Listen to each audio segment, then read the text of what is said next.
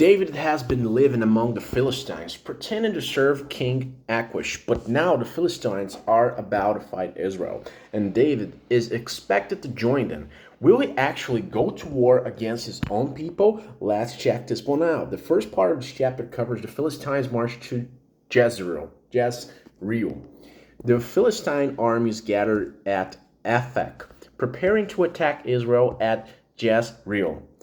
David and his men are marching at the rear with Achish, king of Gath. David is deep in enemy territory, literally walking into a war against his homeland, right? The second part of this chapter covers the Philistine commander's object.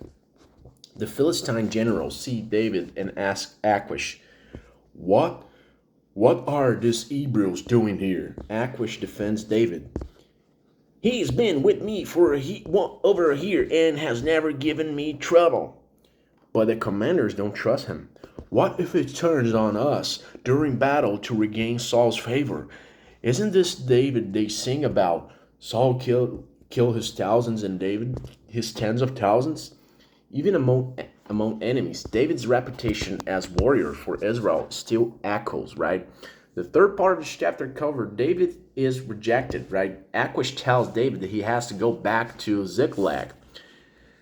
You've been as faithful as an angel of God, but the commanders won't allow it. David, perhaps pretending, protests. What have I done to deserve this? David avoids a moral disaster without having to choose sides himself, right? The fourth part of this chapter covers David returns to Ziklag. Achish insists, go in peace.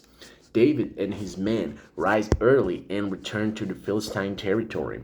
This moment of divine rescue prevents David from potentially fighting against Israel, something that would have stained his kingship before it even began, right? What are the key lessons from the first Samuel chapter 29? The first lesson is God sometimes saves us from the messes we made.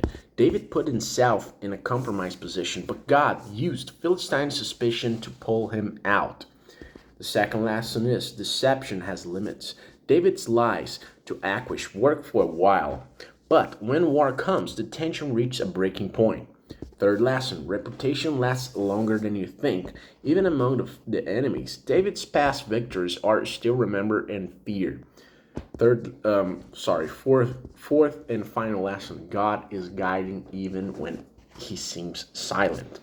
There are no direct words from God in this chapter, but the outcome is clearly his providence at work.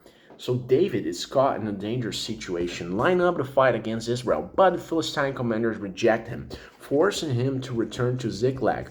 God quietly uses enemy suspicions to keep his future king from shedding Israelite blood, right? If you enjoyed this chapter, don't forget to hit the like button and subscribe, and I'll see you in the next one.